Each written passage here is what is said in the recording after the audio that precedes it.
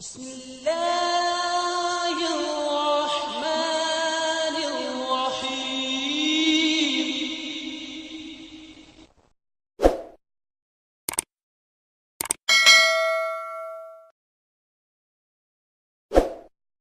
اللہ تعالیٰ سے جزا۔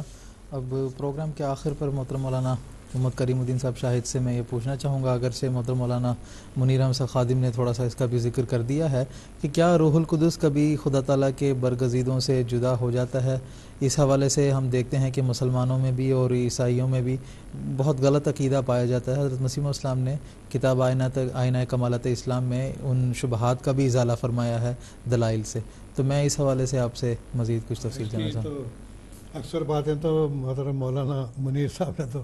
بیان کر ہی دی ہیں، تو بہرحال جیسا کہ حضرت مسیح موعود علیہ السلام نے فرمایا کہ ایک فطری بات ہے، سائنٹیفک طور پر بھی ہم دیکھیں گے تو عام قدرت جو ہے خلا کو برداشت نہیں کرتی۔ اگر یہاں پر کوئی چیز موجود نہیں ہے تو کم از کم ہوا تو موجود ہے، یا اگر ہم اس ہوا کے کرے سے ذرا اوپر چلے جائیں گے تو عام سائنسدان اب یہ کہتے ہیں کہ وہاں بھی بالکل خالی چیز نہیں ہے بلکہ ایتھر ہے وہاں پر۔ تو جو بھی ہے بہرحال تو یہ فطرت اور قدرت کا تقاضا ہے کہ کوئی چیز بھی خلا کو برداشت نہیں کرتی۔ تو اسی طرح سے بالکل حضرت رسول اللہ صلی اللہ علیہ وسلم سے جیسا کہ ابھی بیان ہوا کہ ایک دفعہ روح القدس آپ کے ساتھ جڑ گیا تو یہ نہیں ہوتا کہ وہ جیسا کہ آپ نے ابھی سنا کہ روح القدس کا اپنا مقام ہے، ہر فرشتے کا اپنا مقام ہے، وہ اپنے پرتو اپنے بندوں پر ڈالتے ہیں اللہ کے حکم سے،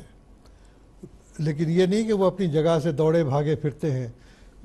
اب مثال کے طور پر موت کا فرشتہ ہے،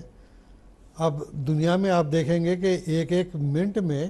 سینکڑوں لوگوں کی جانیں جاتی ہیں، وہ کہاں کہاں دوڑا بھاگا پھرتا ہوگا، وہ اس کے آثار اور اضلال ہیں کہ وہ کام کر رہے ہیں، وہ بیٹھا ہوا۔ آج کل تو سمجھنا بڑا آسان ہے، کمپیوٹر کا زمانہ ہے، یہاں بیٹھے بٹن دبا رہے ہیں، اب دیکھیے کہ ہم یہاں پر بیٹھے بات کر رہے ہیں، یہ ساری دنیا میں ہماری آواز پھیل رہی ہے MTA کے ذریعے سے، نہ صرف یہ کہ ہندوستان میں بلکہ یورپ میں، امریکہ میں، ہر جگہ پر یہ آواز پھیلتی چلی جا رہی ہے۔ تو اسی طرح سے وہاں پر بیٹھے ہوئے جبریل کا جو ڈپارٹمنٹ ہے وہ بیٹھے ہوئے اپنے بٹن کے ذریعے سے اپنا پرتو ڈال رہا ہے۔ تو یہ کبھی نہیں ہوا جیسا کہ بعض مسلمانوں کا یہ خیال ہے کہ جبریل جو ہے وقتی طور پر وہاں سے آئے اور پھر چلے گئے، یہ نہیں، بلکہ قرآن مجید کی تعلیم کے مطابق جیسا کہ قدرت خلا کو برداشت نہیں کرتی، تو جیسا کہ منیر صاحب نے ذکر کیا کہ قرآن مجید کی تعلیم سے ہمیں یہ معلوم ہوتا ہے کہ اللہ تعالیٰ نے ہر انسان کے لیے ایک محافظ مقرر کیا ہے، اور پھر وہ ہے کہ یا تو وہ نیک ہوگا یا بد ہوگا، اور نیک اگر ہے تو نعم القرین اس کو کہیں گے، اور بد ہے تو بیس القرین کہیں گے۔ تو نعوذ باللہ من ذالک، اگر ہم یہ مانیں کہ حضرت صلی اللہ علیہ وسلم سے کبھی بھی جبرائیل جدا ہوا تھا تو نعوذ باللہ من ذالک نعم القرین چلا گیا تو لازمی طور پر بیس القرین وہاں پر آ جائے گا، تو خلا کسی صورت میں بھی برداشت نہیں ہوتا۔ تو یہ عقیدہ سراسر غلط ہے کہ یہ کہیں کہ عیسیٰ علیہ السلام سے تو ہمیشہ روح القدس قائم ان کے ساتھ رہا لیکن آسلم سے جدا ہوتا رہا، یہ بات غلط ہے۔ ہاں اس کے پرتو البتہ ظاہری طور پر بسا اوقات نظر آتے تھے، بعض دفعہ نہیں نظر آتے، لیکن دل پر اس کا جو ہے وہ نعم القرین کا جو اثر ہے وہ قائم رہتا تھا۔ تو گویا کہ ایک لمحے کے لیے بھی حضرت جبریل یا روح القدس جسے ہم کہتے ہیں وہ حضرت صلی اللہ علیہ وسلم سے قطعاً جدا نہیں ہوا۔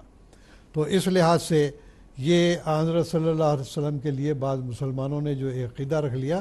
وہ ناسمجھی کی وجہ سے ہے، اس واسطے کہ اللہ تعالیٰ نے ہر انسان کے لیے جب ایک محافظ مقرر کیا ہے تو حضرت صلی اللہ علیہ وسلم کا جو محافظ تھا وہ روح القدس تھا، جبکہ درجہ لقاء آپ کو بدرجہ اتم حاصل تھا، تو ایسی صورت میں روح القدس کا آپ سے ایک لمحے کے لیے بھی جدا ہونا نہیں ممکن ہے۔ تو یہی اس کی تشریح ہے کہ اللہ تعالیٰ نے حضرت صلی اللہ علیہ وسلم کو وہ طاقتیں عطا کی تھیں کہ جس کے نتیجے میں ہر لمحہ روح القدس کا سایہ آپ کے ساتھ ساتھ ہوتا، اس کا پرتو ہمیشہ آپ کے دل پر پڑتا رہتا تھا، اور کوئی لمحہ ایسا نہیں ہوتا تھا جس سے کہ حضرت صلی اللہ علیہ وسلم روح القدس کے سائے سے خالی رہے ہوں۔